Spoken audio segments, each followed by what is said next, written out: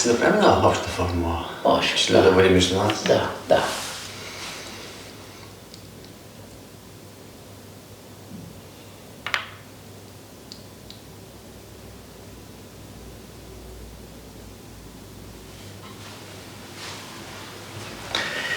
Това ще е втория разговор, приятелски, с Радо и Елеазар. Много ти благодаря, така ще откликна. Благодаря винаги, когато мога. Да, Петя, благодаря, че ти откликна на разговора. Предния път добре, беше като пинг-понг, към 47 въпроса.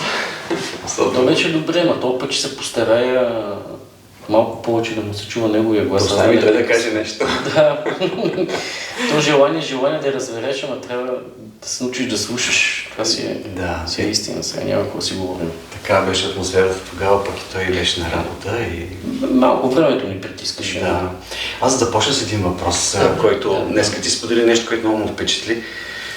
Ако можеш да го разясниш, защото мисля, че те е важно за доста хора. Откровенията са изключително опасни, ако човек не е постигнал чистия дух. Би ли го разяснил? Да, значи когато човек няма реалност, няма чист дух, откровенията той не може да ги хване в изначалното тълкуване. Да направи чисто тълкуване, което да се превърне в път. Нали? Но, примерно, Библията е пълна с хиляди погрешни преводи. Не говорим за стотици. На откровения. Отскоро го хванах. Какви ли не откровения? Примерно, 3 евангелисти казват, на Голгота Христос си замина в петък. Йоан казва в предния ден. Матей казва, Христос е роден в Витлеем. Лука казва в Назарет. Няма как. Значи Христос казва, той е арамеец, даже не е евреин. Казва, Елой, Елой, ламах сабахтани в Библията, един стих. Обикновеният превод е защо си ме оставил. А други го наричат Бог. Ако той е Бог, може да бъде силата е винаги с него и многобройни. И той казва, Боже мой, на славата е единия превод. А нещо се ме оставил. И той променя. Тотално. Да, някои учени, които честни изследователи доказват, че Библията има около 400 000 грешки.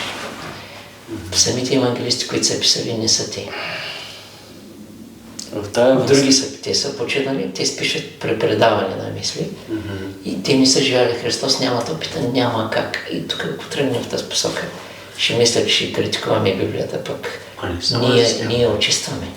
Няма критика. Нали? И достатъчно е някакъв път без Библия и без Писание да познаеш Бога, ако имаш чисто сърце. Чисто сърце е край. Вече все едно Библия или не. Виж колко са прости. Да. А тези хора, които получават откровение и постилат пътя си на базата на тези откровения и даже някакъв път подвеждат и хората около себе си с тези откровения. Тяхното его искал да бъде авторитет и сега ги има такива, да се представят. И точно там вече е почнало пропадането. Ти не трябва да искаш, само Бог и учителя трябва да искат. И даже известно време, на мен се е случило да отказвам, нали, да. Не искам. Обаче, когато те настояват, аз не исках лекциите, те искаха. В един момент разбираш, че трябва да отстъпиш, защото ще стане по-лошо.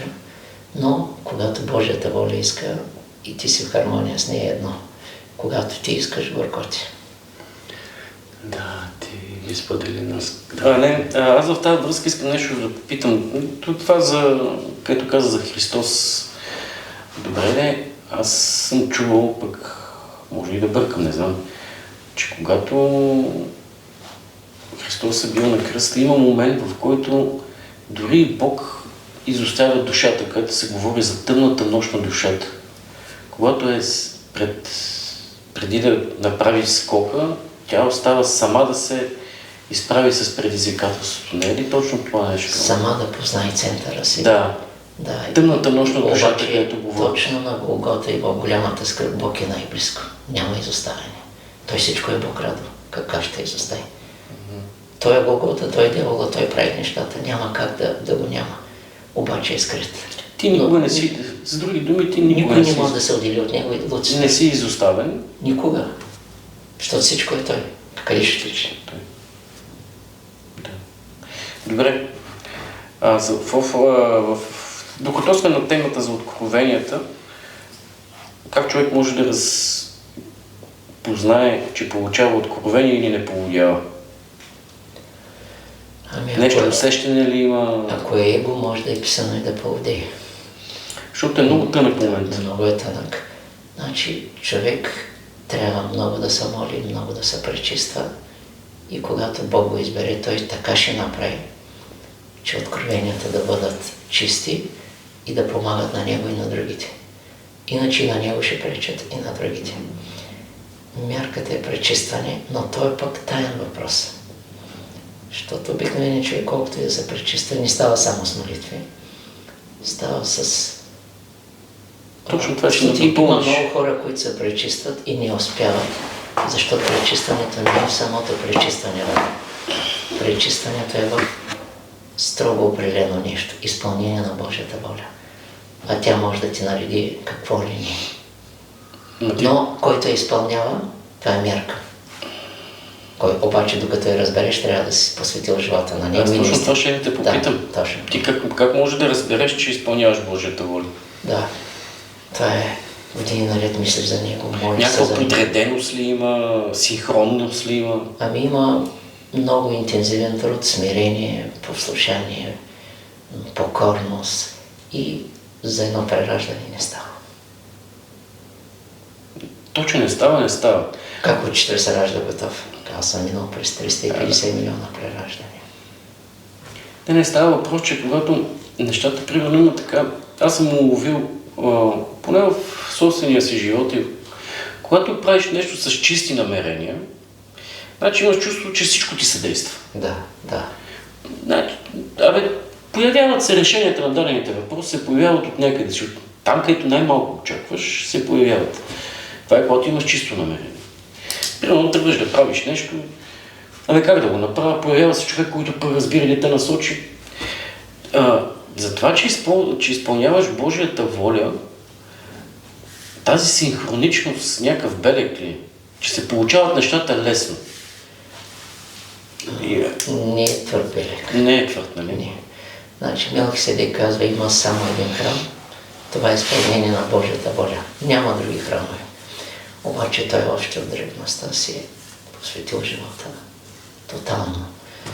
И такива има старци, посветени мъдреци, защото съдбата е тръгнала още от искрите в древността, когато се е случил божествен взрив, не този другия. И когато се е случил, всички са имали всякаква възможност себе си да произнесат нещо, което става след време съдба. И слизане надолу или слизане нагоре. Старците са произнесли Айхама Ахар. Искаме да сме над единството, само с Тебе. Един от преводите. И те са останали не са поискали никаква свобода, никакви светове. В тях няма светове. А това кой го задава, за да поискат те нещо от кого го това искат? го казват старците. Ама те от кого го искат това нещо, за да поискат? Абсолютният дух. Абсолютният дух. Страшно нещо. Страшно. Да минеме тогава. Тук съм нафърлял някои неща. Да. Ти да направиш някакви кратки разяснения. Нали? Те са дълбоки, но става просто, че може да се... За молитвата, ако кажем, че молитвата е най-проста и обикновен човек, същество, молитвата към Бога, това е връзката му с Бога. Докато е създаде. Да, докато е създаде, опитваш се чрез молитвата да се свържеш с... нали, кажи някаква мярка... Има хора с хиляди молитви, не им отговаря Бог. Точно така. Обаче, те са радо по-благословени от тези, които получават отговори. Защото он я продължава, тайно вярва, търпи или Бог го кара към себе си, да може след време да му даде нещо по-дълбоко. Защото ако Бог изпълнява на някой човек молитвите, той е успокоен, отпуснат, приятно му е. Обаче на они не му се отговаря и той дързай, усилия, любов. Ще получи други дълбини, много дълбоки неща. За други думи, всички молитви се чути, но отговора... Няма нищо, защото те са в него. Да, но отговори до по различно време. Да. Трябва да дочакаш, да умееш да търпиш. Да. Ти да допълниш нещо? точно нещо във връзка с предния въпрос. Дали трудностите са показател, че не си в правия път? Трудностите, как да кажа, невъзможностите да се случи това, което ти искаш, показва ли, че не си в правия път? И че не изпълняваш Божията воля? Големите трудности и големите страдания показват, че си в правия път и че Бог е близко, но имаш неразбиране. И ако не ги изтълкуваш правилно, защото те са дадени да ги превърнеш в път, трудностите, да ги осветиш. Нали? Както мрака е бил даден на старците да го превърнат в сияние, нали? А трудностите в благо. Тоест собственото неразбиране превръща Божията воля в трудност. Да, примерно на едно място учителя казва, някой има трудности, страда и не прави правилните изводи, не търси истината. И учителя казва език за страданията. Не може да осмисли, човек не може да страданията идва да си осмислиш, да станеш разумен. Той учителя казва, произвежда разум. Обаче който не иска разум. И учителя казва език страданията. Той същество се е мъчало е човека, за да го вразуми, а пък той си прави някакви други. И после ще дойде вече мъчението. Добре, тогава мярката, че не изпълняваш Божията воля, какво е?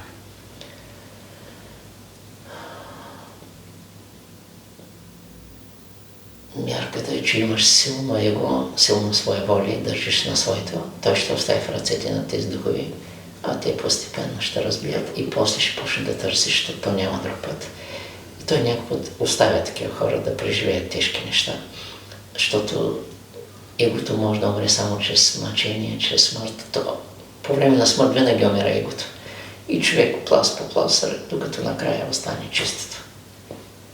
С други думи, почваш да си чупиш главата, заинатичиш си. Да. Пущаш опорите. Това съм го виждал, ми се демонстрира в живота ми. Това ми се демонстрира, после ще ти го обясня. Ама ми се демонстрира. Добре. Умът, който имаме ние хората, това е, може да ти бъде приятел, може да ти бъде такъв враг. Ако ти сам за себе си мислиш, че имаш контрол над своя ум. Значи в момента, в който каже е опасно, може да ме постави на изпит. И да каже, и да виж са. Аз се старея години наред. С многобройни формули. Даже скоро един ден 74 000 рада. Не искам рекорди, не искам даже да карам толкова, обаче то се случва. И благодарение на многото зикър, той ми маха страха, той ми дава контрол. И аз се съобразявам с него. И колкото по-се съобразявам, по-ще имам контрол. И той ще ме научи да стана господар на себе си и на ума си, както става постепенно. Да. Като кажем за контрол на ума, в твоето съзнание, кои са първите 3 стъпки, които изникват, че човек трябва да направи? Освен формулите, нали, това е основно. Това е основно. До пълен контрол, защото Бог се вселява. Така. Но другите първи 3 стъпки, или първи 3 действия, които ти изникват, примерно, казваш, че трябва да направиш някакъв контрол над своя ум. Оттам ще дойде вероятно и контролът над сетивата, аз не знам. Свързано. Да, ти ще кажеш, но какво ти изниква на тебе в съзнанието? 3 неща. Мисли, чувства и действия. Значи, овладяваш мисълта, тъмната и тя обвисва. Овладяваш чувството, защото то, ако стане емоции, става чудовище. Овладяваш чувството и при божествени чувства какви същества да пречат. Овладяваш желанието, защото желанията са опасни същества, те са живи същества. Чрез действие, т.е. Господи, научи ме, искаш много Той да те учи как да постъпваш, Той да те владее. Защото целепознанието е да познаеш Бога и Той да ти даде право да се владееш. Ти сам не можеш да се владееш и аз сам не мога. Но в единство с Него ние се владеем. Ти можеш ли да владееш чувството и мислите си? Не съм го постигнал. Поправи ме, ако бъркам. Според мен, това, което казваш е правилно, но мислите и да овладееш мислите и чувствата си, това са висши. Значи аз не знам някой тук човек на тази земя да има контрол над мисълта си до такава степен, че да и над чувствата си. Още пък това чувството, примерно знаеш, отиваш на ново място, ти имаш невежество в някакво отношение, това така чувстваш се притеснен, нервен и такива работи. Това е доста трудно нещо. Поправи ме, ако бъркам. Ще кажа, да. Че първото нещо, което трябва да овладее, за да отидеш към контрола над мислите и чувствата си, това е да имаш контрол над словото. Защото нали сме говорили в други разговори, че словото са същества. И словото е Бог от друга. И словото е Бог. Нали, в началото бе словото и словото бе у Бога. Тоест, това може да направи човек. Дори дали да си направи цетка на езика, където се казва, да не изрича лоши думи, да бъде малко по-такова. Това е нещо, което е постижимо. И аз мисля, че, не знам, поправи ме, ако бъркам. Че първото нещо, което трябва да направи, е контрол над словото да направи. Оттам ще дойде контрол над действията. И поправи ме, ако бъркам. Значи, контрол на словото хем е лесен, хем е труден. Когато години наред се молиш, прераждане, години, и това означава все повече пречистваш словото, означава все повече пречистваш духовите в словото. И в един момент даже да те предизвикат, случвало ми се и в миналото, ако не бях Бог в единство с Бога и съучителя, ще да изпусна тежки думи. Аз изпущам благословение, случвало ми се. Не един път, не два пъти. И при други случаи такива. Така ма предизвикват. Тайно съм ги прегърнал с любов и наблюдавам. Но това е много тренировки рада. И когато имаш такива хора да предизвикват, както ти имаш, даже безплатно. Абсолютно, да, безплатно. И той работи за тебе. Бог иска да се роди в тебе и да направиш скоро. Когато Бог се роди, кой ще го обиди, ще го предизвика?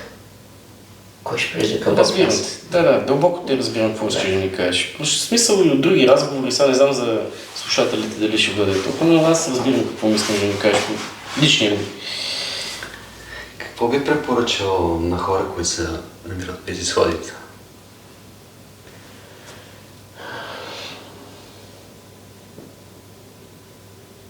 Това е... Те са безходица поради тежка карма. Кармата ни им е дадена като съд, както изглежда да ги осъдим, а шанс за изкупление, шанс за търсене на Бога. Трябва да... Защото без учител и без Бог и без любов към истината. И колкото и да им е трудно, няма прошка. Бог иска да се завърнат и Той ги чака. Зато им дава тази трудност, някой път така я усилва, за да може, защото Той иска, Бог иска да го жадуват, да искат само Него. Той после ще им даде всичко. Ще изчезне не само безизходицата, ами и хубавите неща и ще стане нещо съвсем друго, дълбоко, дето му викаме третия бряг на реката. Какво би им препоръчал? Това е натиск за да търсиш Бога. И какво би им препоръчал да правят? Първите три простички неща, които хрумват. Трябва той търсене, което е вродено в тях, да го включат в ход. А вече Бог знае при кой човек да го изпрати, как да му каже някой път от няколко думи едно изречение за палката. И може да стане пожар. А тези, които правия път. Тези, които защото те, ако повтарят само, ти са изпратени в тези пораждане да направят скок над себе си. Не да повтарят всяко пораждане глупости от миналото и безумия. Затова са изпратени. И рано или късно трябва да почнат да търсят Бога, защото Той е вроден в тях. Има го. Даже няма нужда от съвети. Просто То го има. Колко го иска. Дори да пречи егото, човек може да се опълчи срещу егото си да каже: тръгвам на война с тебе, избирам Бога. Край. И то почва да умираш. Човек като почне да кара формули, егото така гледа в цепенена. В тази връзка зикър и формулите са най-качественото пречистване на ума. Така е, Рада. Втора книга Зикър скоро ще излезе. Има даже и будистки зикър. И те карат... Мантрите. Да, една мантра карат, Амида Буда се казва. Така наречената джапа медитация. Точно. Амида Буда означава върховната реалност. И повтаряйки, Разбирам те. Така, слизаме малко пак на земята. Да. То не че сме били някъде друга, ние сме такова, но аз искам да направим, да обясниш всичките тези, така да ги наречем, духовни работи, които говорим тук. Как може по-лесно човек, като ги осъзнае, като започне да ги прилага, така че да му помагат да премине през живота, който му е и мисията, която трябва да изпълни. Всеки си има някакви трудности, някакви такова. Но има някакви неща, които мене така са ме... През моя живот съм си задавал въпроса да съществуват. Не случайно тези неща съществуват, Бог ги допуска. Защото аз има такава максима. За да нещо да се случва, това значи се допуска от Бога. И това е възможно най-доброто. Не знам, поправи ме, ако бъркам. Точно го каза. Защото може да бъде много по-лошо, може да бъде и по-добре, но това, което значи е правилното. Искам да ми обясниш, примерно, много хора си задават въпроса, позволена ли е мастурбацията и сексуалността? Различните видове сексуалност. Ако е допусната, е позволена, за да може човек с енергия да не стане, ако не изхарча, знам такива хора, че може да стане жестока работа. В смисъл, това, че някои хора го той я изхарчва и намалява силата му. И в намаляването на силата може да почне да търси след време, да иска тя да стане разумна, да я владее. Може ли да спасява нещо в себе си. Да, извинявай. Някой друг го кара обаче да прави това, за да му вади енергия, това е друга идея вече. Може ли да кажем, че това е порок? Не. Значи Бог не гледа, това е грешка, това е правилно, това не е правилно. Той допуска и от теб се искат поучения. Защото ти, ако цял живот правиш такива неща, ти ще изпият духовите и ще разбият плана и всичко. В тази връзка оправдаваме ли порнографията, която се излъчва за такива? Значи тя се случва дали оправдаваш или не, тя се случва, защото има... Много хора имат дългови към други хора. Те не са само да му купиш къща. Нали, те са дължим чувства, дължим дух, дължим път, дължим обяснение, дължим тълкование. И всичкото и трябва да се мине по реда, да се изхарчи. Има светци, казва Ошо, значи от 100 светци над 90 са затъпели много. Даже казва към 99. И той и аз мога ти го докажа, защото те са въздържали. Обаче той не е минал през любовта правилно. Не е поискал Бог да го научи. Той не е надраснал. И в него има една жестокост. И освен това той има полумъдрост. Говори нещо за чистота, той не може да бъде водач на хората. Но светец, който е минал през целият този опит и на любовни истории, на мъки, на страдания, на изстрадвания, и там е познал Бога, в жената открила. Той има друг опит и той може да помага на хората реално. А тези, които се правят на принципни въздържани, нали, а пък... И откачето обикновено. И откача, какво ли не се случва? И те, ако си ги забелязал, колко ви примерно, те, които в католицизма това се казва целибат, обект за въздържание и безбрачие и такива работи. Да. Те стават педерастия, хомосексуалност и въобще. Готова инквизиция. В тази връзка оправдаваме ли педофилията? Значи... Това е нещо много жестоко, което аз не го приемам, въпреки че, нали, но... Ние разумните хора не го приемат, обаче то се случва поради кармични причини. Да. И се връща. Това са записи. Те трябва да се изхарчат радо. Обаче, ако човек е тръгнал в пътя на Бога, той ще прескочи този въпрос. Няма да го направи. Ако е избрал Бога, Бог ще му помогне. Но те избират егото си. В смисъл, трябва ли да бъде наказуемо? Според мен да. Значи, той закон е... Той работи, аз ще кажа едно нещо. Когато боговете са били в любовта, в древността, те са си били любов. Но когато падат надолу, както и в тези неща, да кажеш, вече има справедливост и възмездие. Няма прошка. Не разбрахте. А родителите какво могат да направят за децата си, ако са попадали в такава изключително опасна ситуация? Да искат да посветят детето си на Бога, самите те да се посветят и да се молят, да се смекчи кармата. И може да се направи скок. Както он е случай в Стара Загора, как се пренасочва кармата. Кошума трябва да мине в главата му, се забива в крака му, оздравява след 3 месеца, камът се променя, защото значи всичко е предопределено, Радо, 99%. Забележи. 1% не е предопределено на нашата съдба. Това е Бог в Тоест, че нас. може да го измениш. Бог в нас не е предопределен.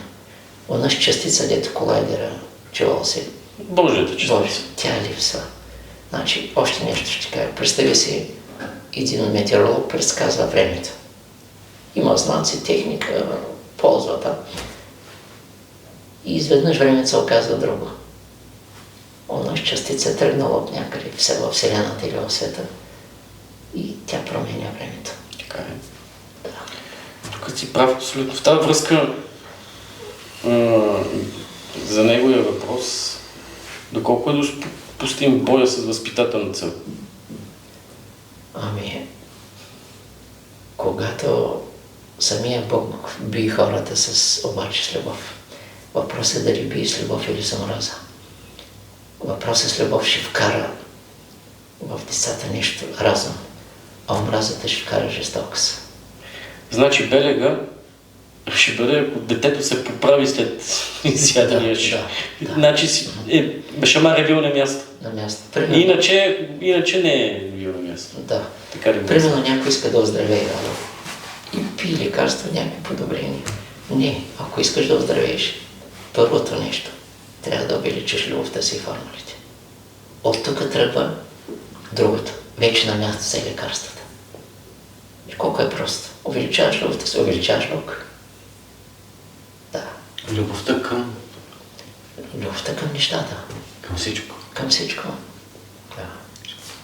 Тук искам да поясня нещо, в смисъл ти да поясниш, не аз.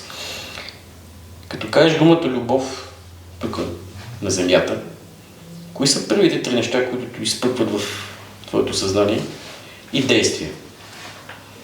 Значи, Обясни ми, т.е. извинявай пак само да довърша, любовта в действие тук на земята. с едно изречение ще го обясня. Няма нужда от 3. Любовта е осъзнатост. Осъзнатие не прави грех. Всички, които правят грех, те са неосъзнати. Любящия вкарва Бог в нещата.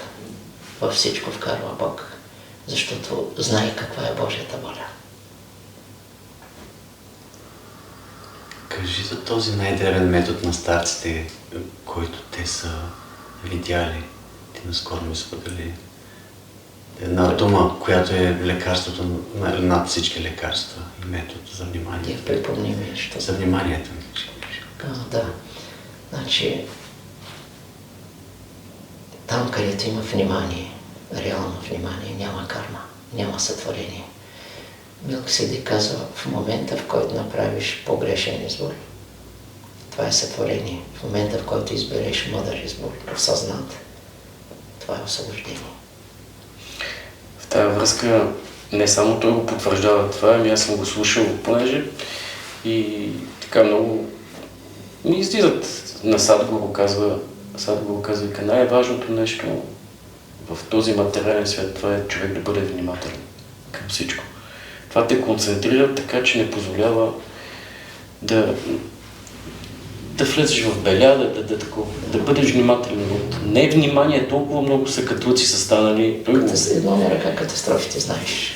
Миг на внимание, цял живот, страдание, това си е било, работи, вика, затова вика, усилвайте концентрацията си.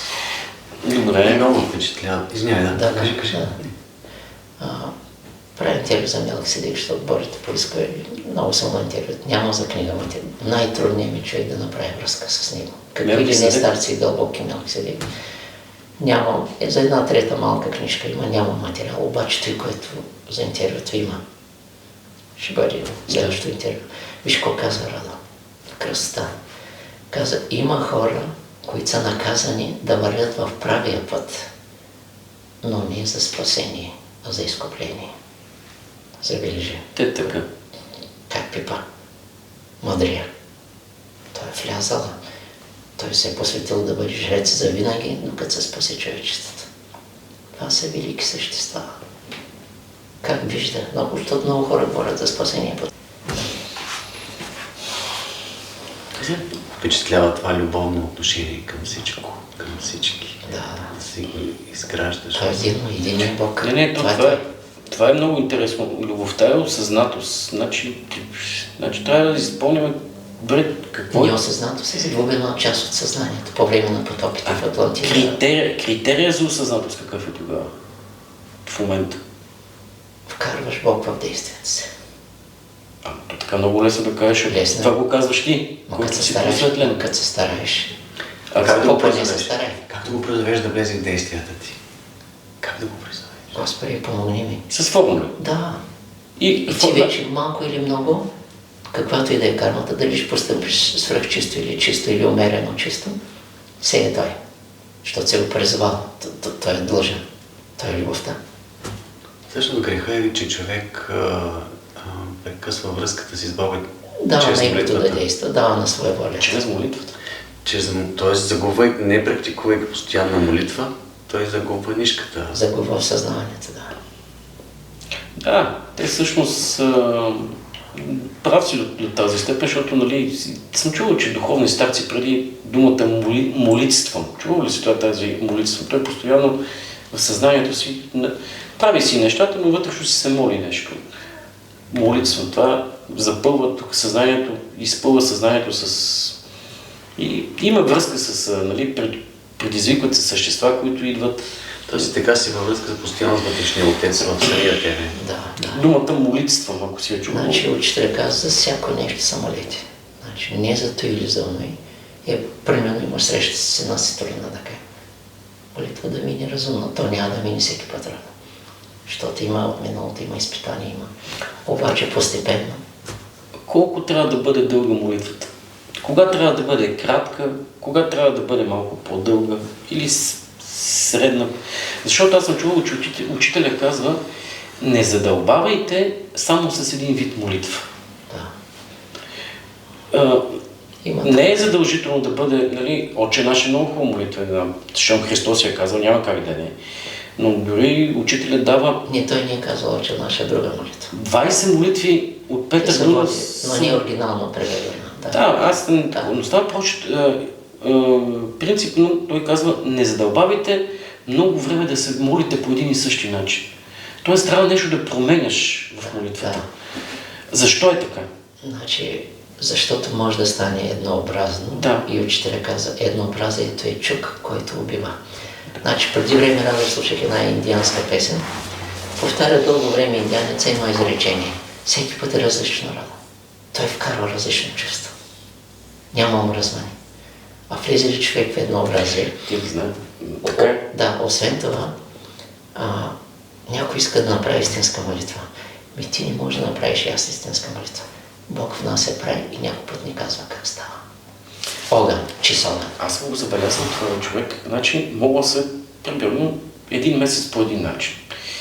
И се получава точно това, което той казва. Еднообразието, едно подпушване такова, зацикляне, разбираш. Да. Променяме една дума в молитвата, нещата тръгват. Да. Това съм си го проверил. Стана около малко над половин час. Нещо последно да Искаш да разкажеш. Да. Добре, последно, което искам да кажеш. Ние не може да влияме много на тези неща, но има хора, които практикуват магии, бели или черни. Може, освен формулите, които може би това ще бъде и благословенията, които трябва да изречеш към такива хора, за да какво може да направи обикновеният човек, срещу когото има такива злонамерени намерения. Първо, магиите, които се случват на хората, също са предопределени от стари прераждания, много натрупани. Но какво може да направи човек? Даже на мен един път се случи там една циганка, така ще гледам, викам, върви си по пътя. Сега каза, ще прокълна. Викам, аз си казах, сега ще направя едно могъщо благословение, тя се оплаши, аз да ходя и го направих. Обратния удар. Добре, каква карма си навличат тези, които практикуват тази магия, които правят магия? Вървят към огромна самота. А в След време. отвъдния свят какво се случва с тях? Призраци, пак самота и чакат някой след време Бог да изпрати някой да я подбутне, да я обикне, да я поведе. Но срещал съм такива хора, даже хората не се обаждат да отидат да го погребат до такава степен отписан. Самота. В този случай с Добрич, който аз съм го изнасял, напишеше го. Двама старци, възрастни хора, живеят в един апартамент в различни стаи, общо лет. Не си врагове, не се обичат, години наред не си говорят. Отиват социални помощи, помагат на единия, отиват да се измият, поглеждат други от една година череп. Ужас. В града Бог те изоставя. И последно, което мога да кажа, може ли обикновените, в смисъл ти да дадеш отговори, тебе как се случват тези неща,